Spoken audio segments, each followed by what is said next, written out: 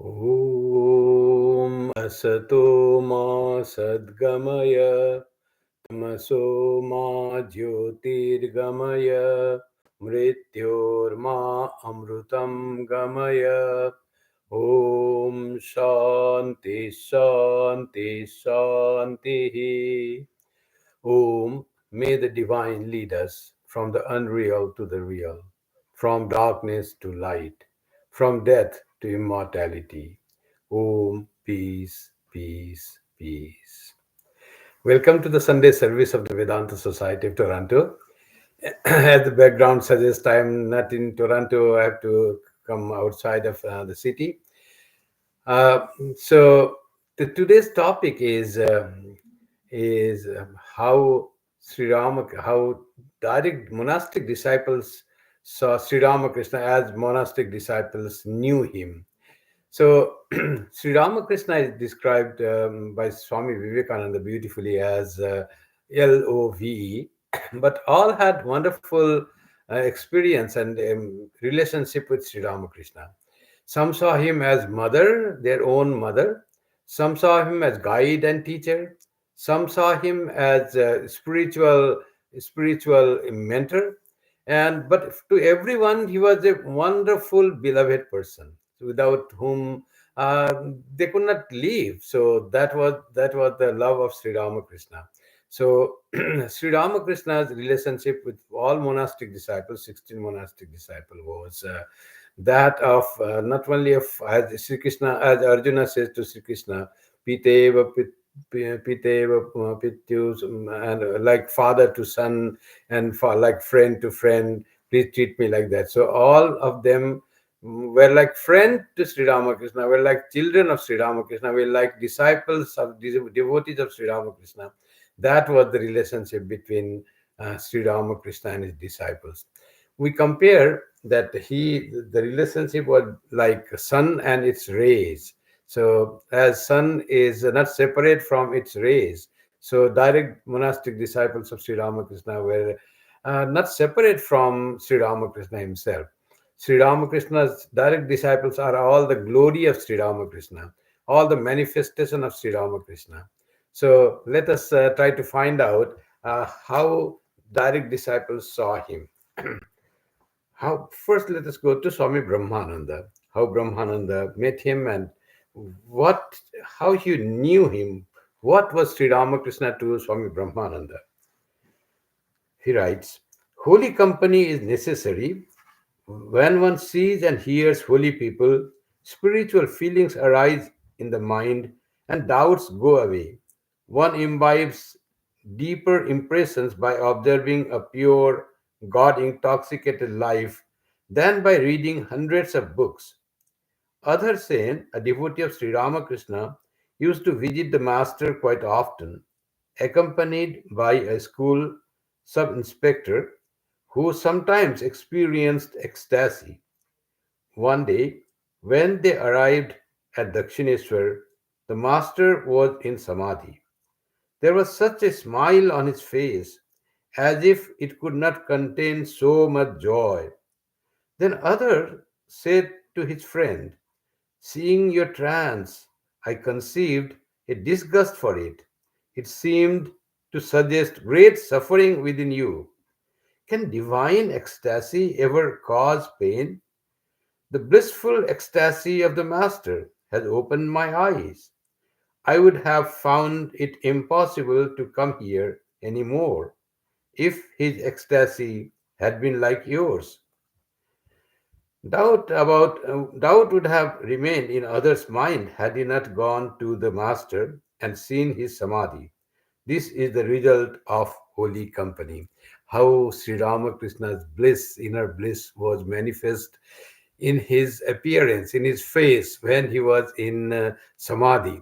And Sri Ramakrishna used to go into samadhi so many times. And all was when he was samadhi, he was immersed in bliss. Not only that, he radiated that bliss all around. People caught in the aura of that bliss and forgot all their pain and suffering, and all were filled with joy, divine joy, just by being in presence of Sri Ramakrishna, without exception. and the monastic disciple, young boys of 20, 21 years, all young adults, they had been there and they all felt that Sri Ramakrishna's bliss that got their mind also. Swami Brahmananda continues. Usually, Sri Ramakrishna never slept for more than an hour or so at night. He would pass the night sometimes in samadhi, sometimes singing devotional songs, and sometimes chanting the Lord's name. I often saw him in samadhi for an hour or more. In that state, he could not talk in spite of repeated efforts. Regaining outer consciousness, he would say, "Look, when I am in samadhi, I want to tell you my experiences, but at that time I lose my power of speech." After samadhi, he used to mutter something. It seemed to me that he was talking with somebody. I heard that in earlier years, the master stayed in samadhi most of the time. The master would go into different kinds of samadhi at different times. Sometimes his whole body would become stiff like a log. Coming down from this state, he could easily regain normal consciousness. At other times, however, he was absorbed in deep samadhi. It would take a longer period for him to return to consciousness of the outer world. On such occasions, he would take a deep breath after gasping for a while, like a drowning man coming up out of water. Even after he had composed himself, he would talk like a drunkard for some time, and not all of his speech was intelligible. At that time, he would often express some small desire. I shall eat shukto, a bitter squash curry. I shall smoke tobacco, and so on. And sometimes he would rub his face, moving his hands up and down. So this is how Sri Ramakrishna Samadhi beautifully described by Swami Brahmananda. In the Gospel, we read that he went into long time of Samadhi. So he was absorbed in that. But it could be 1 hour of Samadhi. So that long he would be. And what happened after he came down to Samadhi. So beautifully in detail, Swami Brahmananda, his monastic disciple, has described, which M has not described in that detail, but he found that joy. But what Swami Brahmananda says, earlier he used to go more often into Samadhi. So later on, when the devotees came to talk to him, he used to control himself so that he doesn't go into Samadhi and he can converse with the devotees and they can find the teachings. Otherwise, he would go into Samadhi. They will absorb the scene, they will be enjoying the bliss, but no conversation will be there. So Sri Ramakrishna used to control himself. This is how Swami Brahmananda describes of Sri Ramakrishna Samadhi. Swami Brahmananda is called Swami Sri Ramakrishna's direct Manasaputra or mind body. So, so he had seen Sri Ramakrishna very intimately. He used to stay with Sri Ramakrishna at Dakshineswar. Later on, when Swami Sri Ramakrishna, when he went to Dakshineswar, many monastic would-be monastic disciples all went there and stayed with him. But Swami Brahmananda, Swami Adbhutananda, Swami Premananda, they had the privilege to see Sri Ramakrishna day and night, and they had this intimacy. And Swami Brahmananda was very close to Sri Ramakrishna. Now let us see what Swami Adbhutananda, another direct disciple of Sri Ramakrishna, another monastic disciple of Sri Ramakrishna, knew him. Swami Adbhutananda was born in a remote village and had a very poor origin background, and his parents used to just rear some sheep and goats. No education, no learning, no later learning even.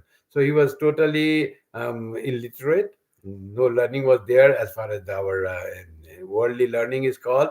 But he was the knower of Brahman by the grace of Sri Ramakrishna. When he came to Kolkata as a servant in a Sri Ramakrishna devotee's house, and but when he heard about Sri Ramakrishna from his master Ramchandra Datta, he started to have a love for this spiritual person. And somehow, this poor person, instead of enjoying the world or liking the things of the world, had so much spiritual bent. Born in a dire poor family whose parents had died in the early childhood. He was being raised by his uncle, who brought him to Kolkata for some livelihood. Then he hears the conversation of Sri Ramakrishna from Ramchandra Datta, Sri Ramakrishna's devotee, and he starts liking him. He wants to see him, and he prays to Ramchandra Datta, "Can I go and meet Sri Ramakrishna?" He said, "Was yes, you can go." He sees Sri Ramakrishna and fell in love with this spiritual person. All the inner spiritual qualities of Swami Adbhutananda, the Latu Maharaj, all were came up, and he wants to stay with Sri Ramakrishna. I don't want to go and work with him. I don't want to earn any money. No desire to earn money, no desire to enjoy the world, but wants to enjoy the spiritual bliss that Sri Ramakrishna was doing. And what he says, beautiful was his lives. Swami Vivekananda said that Latu or Swami Adbhutananda is the greatest miracle of Sri Ramakrishna.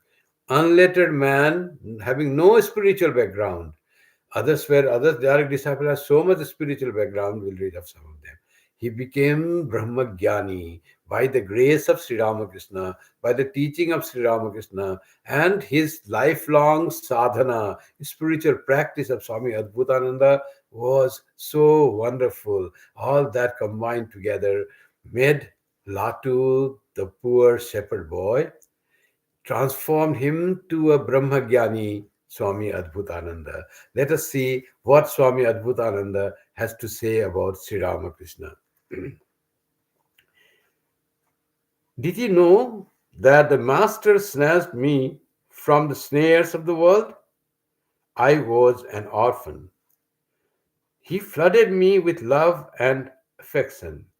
If he had not accepted me, I would have been like an animal, spending all my days working like a slave. My life would have been worth nothing. I am an unlettered man. He used to tell me, Sri Ramakrishna used to tell Latu Maharaj, always keep your mind spotless. Don't allow impure thoughts to enter it. If you find such desires tormenting you, pray to God and chant His name. He will protect you. If the mind still will not remain calm, then go to the temple of the Mother and sit before her, or else come here. Comes to Sri Ramakrishna. Ultimate, come here. When you come here, all your impure thoughts will go away. If all fail, prayer, chanting the name of God, going to the temple, if all fail, come here, be in my presence. Living manifestation of divinity that Sri Ramakrishna was and Sri Ramakrishna is. That's what Latu Maharaj describes. He further says, once a devotee at Dakshineswar was behaving badly, and I found it impossible to check my irritation. I scolded him, and he felt very hurt. The master knew how the devotee had suffered, and when the devotee had gone, he said to me, it is not good to speak harshly to those who come here. They are tormented with worldly problems. If they come here and then are scolded for their shortcomings, where will they go? In the presence of holy company, never use harsh words to anyone, and never say anything to cause pain to another. Do you know what he told me next? Swami Adbhutananda says. And what Sri Ramakrishna said to him. Do you know what he told me next? Sri Ramakrishna says to Swami Adbhutananda, tomorrow visit him and speak to him in such a way that he will forget what you said to him today. So the next day I visited him. My pride was humbled. I spoke to him very sweetly. When I returned, however, the master asked, "Did you offer him salutations from me?" Amazed at his words, I said that I had not. Then he said, "Go to him again and offer him my salutations." So again I went to that man and conveyed the master's salutations. At this, the devotee burst into tears. I was moved to see him weeping. When I returned, this time the master said, "Now your misdeed is pardoned." How Sri Ramakrishna's humility, can one imagine? How he took care of the sentiments and emotions of his devotees who came there. Though badly behaving, that person, how Sri Ramakrishna treated. That's why they said that Amanina Mana Dena. Beautiful Swami, our Chaitanya Mahaprabhu says that don't seek any honor for yourself, but give honor to all. And they say, "Oh, burai kare, hum bhalai kare." Let other people do bad to us, but let us not misbehave with anyone. That is what the ultimate of spirituality. Always treating other as God manifest in that person, though that person may not be that good, especially when in the presence of holy people in the temple, when they come, as Sri Ramakrishna said, they are tormented by the world. They come here to in search of little peace, and if they find harsh treatment, that is our fault, that is our mistake, that is our misdeed. So we should be very careful about treating with the devotees in the ashram, in the temples.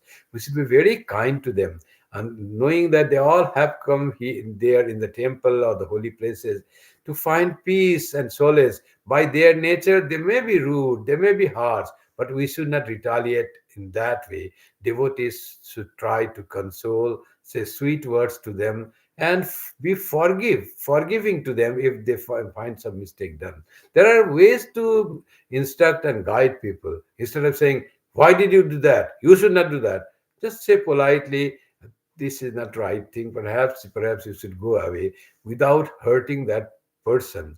Temple are the places of humility and love and compassion. People expect Sri Ramakrishna coming through us. We should be able to manifest Sri Ramakrishna from in our behavior, in our words, in our attitude. Otherwise, we fail. That becomes misdeed, as Sri Ramakrishna said. Your misdeed is forgiven. That Swami Adbhutanand do and not do anything that was totally wrong. That person was something different, behaved something differently, and he had done that. But still, Sri Ramakrishna says, go and ask pardon from him. Try to assuage his pain. Be polite and sweet to him, and offer my salutations to him. Sri Ramakrishna by then was regarded as incarnation of God by many. Greatly he was admired by the people of Kolkata. Such height was his spiritual life in his spiritual world. And when he heard that Sri Ramakrishna sends his salutation, he burst into tears. Such a great person, such a holy person, whom people call incarnation, he sends his respects to me, his salutations to me. So that was overwhelming, and he all his anguish or whatever was there that came there all melted, and he shed tears. So like that was the how Sri Ramakrishna's humility, the power of guidance, and Swami Adbhutananda had many guidance. How he guided him to meditate, how he guided him not to sleep during evening time. And Swami Adbhutananda was such a student, such a disciple, that whatever Sri Ramakrishna said, he took it 100% immediately. Once he was tired and sleeping in the evening, and Sri Ramakrishna said, "If you sleep during this time when people remember God and they repeat God's name, when will you do that spiritual practice?" So Swami Adbhutananda then and there said, "I will not sleep at night now." After that, he stopped sleeping whole night. In the morning, he used to take a little nap, but whole night he used to be Sri Ramakrishna's one day's admonition was enough. So that was Swami Advaita. That's why they say teacher has to be great and student has to be able to absorb teacher's training. Then there comes person like Swami Advaita. Great miracles happen, and that miracles happen still now. If we follow the teaching of Sri Ramakrishna sincerely, that miracles still happen. Swami, our life is still transformed. We also become like a spiritual person, highly advanced, which we could not do if we do not try, and the grace of Sri Ramakrishna is not there. Luckily, we all have the grace of Sri Ramakrishna with us. Let us go. This is all of the glimpse because we do not have much time. With this is the glimpse of different monastic disciples.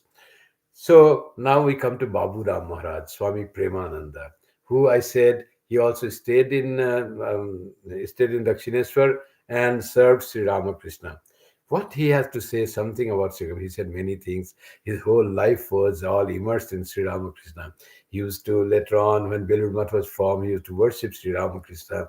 It's totally centered in Sri Ramakrishna. You know the incident, how one person was saying against Hinduism and was promoting his own religion, and Swami Premananda happened to be there in a very holy place in Puri.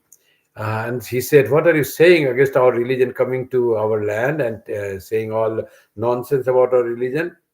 And he scolded that person. In the dream, he sees Sri Ramakrishna comes to him. Why did he scold him? He was talking about me. Me means not Sri Ramakrishna. He was talking about some other divine person whom he worshipped. And Sri Ramakrishna says, he was talking about me. Go and ask pardon from him for hurting him. Next morning, he goes and begs the pardon from him. That was the relationship between Sri Ramakrishna and Babu Ram Maharaj after Sri Ramakrishna having passed away. During his time, Babu Ram Maharaj served Sri Ramakrishna physically. He served Sri Ramakrishna, always being with him. So, and Babu Ram Maharaj, Swami Sri Ramakrishna said, he's so pure. Not only his mind is pure, his purity is so deep that even his bone marrow is pure, he used to say. Sri Ramakrishna used to say. That's how Swami Premananda Babu Ram Maharaj was. And his love for devotees, seeing devotees as God, is well known. How much he served the devotees as manager of Pilgrimage. So let us see what he says about Sri Ramakrishna. One night, I was sleeping in the master's room. At dead of night, I woke up and found him pacing from one end of his room to the other, saying, "Mother, I do not want this. Do not bring the honor from men. Don't, mother, don't. I spit on it." Saying this, he paced back and forth like a madman. I was filled with wonder. I thought, how strange. People are so eager for name and fame, and he is pleading with the mother not to give it to him. Why is this happening before me? Is it to instruct me? The master, the master could not bear any kind of bondage. If the edge of his mosquito curtain was tucked under the mattress, he would feel suffocated. It was instead dropped around the edge of his bed. He could not even button his shirt. We had to do that for him. And neither could he bolt his door. He saw God in everything. One day, someone tore a piece of new cloth in front of him, and he cried out, "Oh, pain, be pure." Swami Premananda says, "Be pure. Purity is religion. Unite your speech and mind." Sri Ramakrishna was the embodiment of purity. A man came a lot Man earned a lot of money by taking bribes. One day, this person touched the master's feet while he was in samadhi, and he cried out in pain. Sri Ramakrishna cried out in pain. During the master's samadhi, we had to hold him so he would not fall, but we were afraid. We thought that if we were not pure enough, then when we touched him during samadhi, he would publicly cry out in pain. So we prayed for purity. No impure person could live with the Master and give him personal service. It was the Master's grace that I was allowed to live with him. Once I saw a person secretly put money under the Master's mattress when he was not in his room. Later, when the master came back, he could not go near the bed. His renunciation was phenomenal. Can an ordinary person conceive of such things? We have seen his ideal life, so we speak with conviction. That's how Swami Premananda knew Sri Ramakrishna. Purity incarnate, renunciation, total absolute renunciation. You know that who put the coin, who put the money under his mattress to test Sri Ramakrishna's total renunciation, how Sri Ramakrishna could not go. He could not sit on that bed. There was no anything that on the mattress that was bulging up. Just the money, the idea that there is something material wealth under my bed, that made him not sit, not he could not approach that bed. That was the renunciation of Sri Ramakrishna. Wonderful. Swami Premananda's saying was so beautiful. Now let us see what the Swami Shivananda Mahapurush Maharaj has to say about Sri Ramakrishna, how he knew Sri Ramakrishna. Swami Shivananda Mahapurush Maharaj. I did not talk to the master on that occasion. It was about his first. He saw Sri Ramakrishna outside Dakshineswar. He did not talk. Just he saw. A month later, I went to Dakshineswar and became acquainted with him. In the dim light of an oil lamp, I saw the master seated cross-legged in his room, with three or four others on the floor in front of him. The small audience suited me. At once, I felt a deep attachment for the master. Just he's coming first time to Dakshineswar. And he, by seeing him, attachment to the master came. See the purity of this young man, of this Swami Shivananda Taraknath Ghoshal.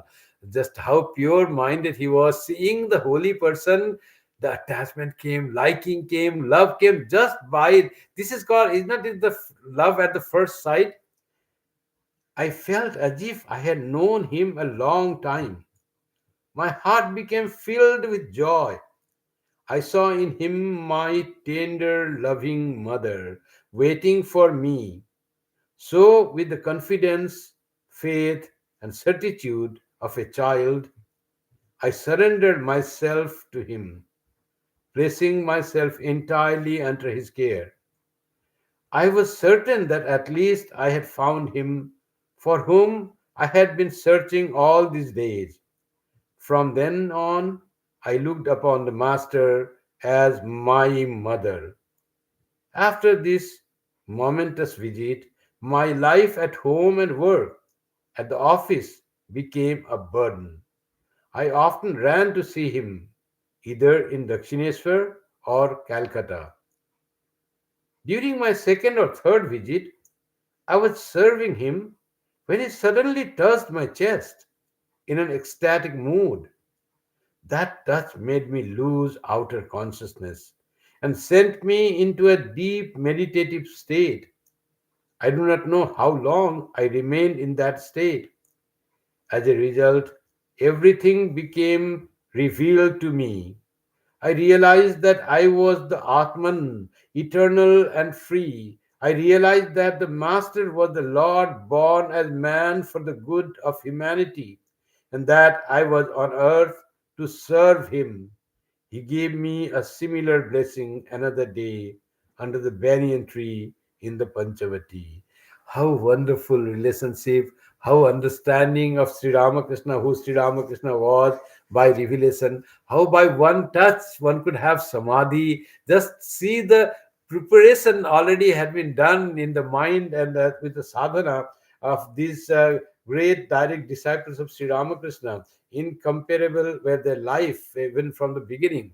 So, like Adbhutananda, though born in a poor family, no connection with spirituality, dire poverty, only need for food somehow to survive, was already so much preparation that he could not leave Sri Ramakrishna after he saw him. He said to his own master, who was his master, Ramchandra Datta, he said, I want to stay with Sri Ramakrishna. In fact, he requested Sri Ramakrishna, can I live with you?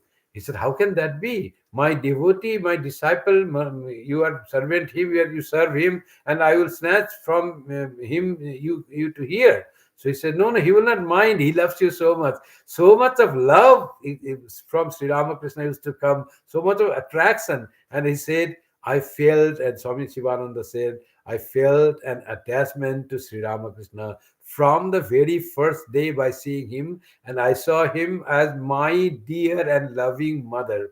So let us now go to another Swami, Swami Ramakrishnananda, Shashi Maharaj, whom Swami Vivekananda sent to Madras in South India to preach the message of Vedanta and Sri Ramakrishna. So he says, in Sri Ramakrishna, there was absolutely no ego left. He could not use the first person pronoun I. He would say instead, why do you not come here? Here means himself. Mother will illumine you. He would say, in him the divine was fully manifested. He preached God, nothing but God, and his whole nature was God-like. He never knew what we never knew what purity was. We never knew what perfection was, what God was, until we saw him. He knew everything. Did anyone go to him with a morose, sorrowful heart? At once he would feel it in his own heart and would give peace. Everything he did was for others. He was not forced to come to this world, but he came to help mankind. And every movement of his body, every movement of his mind was directed towards the amelioration of his fellow men. The master was able to supply to every man just what he needed. Sometimes a man would come from a distant place with his heart panting for God, but seeing the room full of people, he would shrink back and hide himself in a dim corner. Without a word, Sri Ramakrishna would walk to him and touch him, and in a moment he was illumined. You see how he could see. Sri Ramakrishna said, I could see the mind of the person like a thing kept in a glass case, and he could understand the state of the spiritual awareness of that person and always help that person in that way.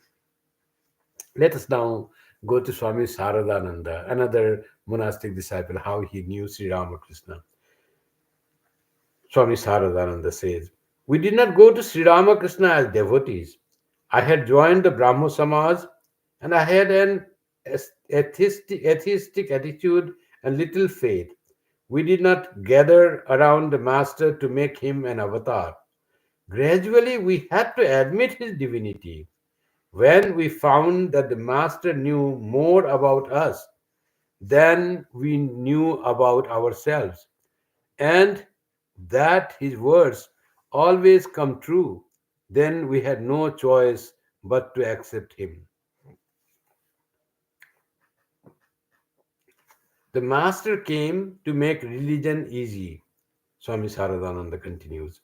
People were being crushed under the weight of rules and regulations. According to the master, no special time and place are necessary to repeat the Lord's name and to worship him. In whatever condition one may be, one can repeat his name. The master never gave too much importance to external observances. As to means, he taught that one should adopt whichever suits one best. If you like God with form, that will lead you to the goal. If you like God without form, well and good. Stick to it and you will progress. Even if you doubt his existence, then ask him thus: I do not know whether you exist or not, whether you are formless or with form. Please let me know your real nature. how these beautiful teachings and how different ways they are instructed and guided, and how they knew Sri Ramakrishna to be love, to be mother, to be guide, to be teacher, to be avatar, to be God incarnate himself, to be the supreme Brahman. And what Swami Vivekananda said about him, I told you, he said he is love. L-O-V, love. That love is God, none other than God. Let me read from Swami Vivekananda how Swami Vivekananda knew Sri Ramakrishna, and then conclude today's talk. In the presence of my master, says Swami Vivekananda, I found out that man could be perfect even in this body. Those lips never cursed anyone, never even criticized anyone. Those eyes were beyond the possibility of seeing evil. That mind had lost the power of thinking evil. He saw nothing but good. That tremendous purity, that tremendous renunciation is the one secret of spirituality. Neither through wealth nor through progeny, but through renunciation alone is immortality to be reached, say the Vedas. Sell all that thou hast and give it to the poor and follow me, says the Christ. So all great saints and prophets have expressed it and have carried it out in their lives. How can great spirituality come without that renunciation? Renunciation is the background of all religions, thought wherever it be, religious thought wherever it be. And you will always find that as this idea of renunciation lessens, the more will the senses creep into the field of religion, and spirituality will decrease in the same ratio. That man was the embodiment of renunciation, Sri Ramakrishna. In our country, it is necessary for a man who becomes a sannyasin to give up all worldly wealth and position. And this, my master, carried out literally. There were many who would have felt themselves blessed if he would only have accepted a present from their hands, who would gladly have given him thousands of rupees if he would have taken them. But these were the only men from whom he would turn away. He was a triumphant example, a living realization of the complete conquest of lust and, and of desire for money. He was beyond all ideas of either, and such men are necessary for this century. Such a renunciation is necessary in these days when men have begun to think that they cannot live a month without what they call their necessities, and which they are increasing out of all proportion. It is necessary in a time like this that a man should arise to demonstrate to the skeptics of the world that there yet breathes a man who does not care a straw for all the gold or all the fame that is in the universe. Yet there are such men, and such was Sri Ramakrishna. Holy Mother, whom we can say his first disciple. So she said, the glory and the greatness and the wonder of Sri Ramakrishna was his renunciation, perfect, total, absolute renunciation. So that is Sri Ramakrishna. Swami Vivekananda, how he knew him. What he said about Sri Ramakrishna is depicted in the verse that is composed um, um, spontaneously in a devotee's house in Shivpur, in Ramakrishnapuram, Puri in Shivpur, Howrah. And that verse we chant as the pranam mantra, Sthapakaya cha dharmasya sarva dharma swarupine, avatara varisthaya Ramakrishnaya te nama. You are greatest of the manifestation of God on this earth as human being, whom we call avatara. And you have come here to establish dharma, to show the people the path of righteousness, path of towards leading towards light and towards God and freedom. That is Tapakaya Dharmasya. And you are the embodiment of all religions. You all religious thoughts, ideas, all they meet together like a ocean where all rivers meet. You are the meeting point of all spiritual thoughts. So that was the great way how Swami Vivekananda knew Sri Ramakrishna. The great light descended on this earth to guide the mankind for ages to come. Glory to Sri Ramakrishna. Om Namo Bhagavate Sri Ramakrishnaya. Thank you for attending today's Sunday service. So I will close with the closing chant now. Om Shanti Shanti Shanti Hari Om Tat Sat Shri Ram Krishna Arpanamastu. Jai Shri Guru Maharaj Ji ki Jai. Jai Mahamai ki Jai. Jai Swami Ji Maharaj Ji ki Jai. Jai Ganga Mai ki Jai. Jai Bhagavan Buddha ki Jai. Jai Isha Musha ki Jai. सर्वस्तरतु दुर्गानि सर्वो भद्राणि पश्यतु सर्वसद्बुद्धिमाप्नोतु सर्वत्र नन्दतु हरि ओम तत्सत्. May all be freed from dangers. May all realize what is good. May all be actuated by noble thoughts. May all rejoice everywhere. Om, peace, peace, peace be unto us all.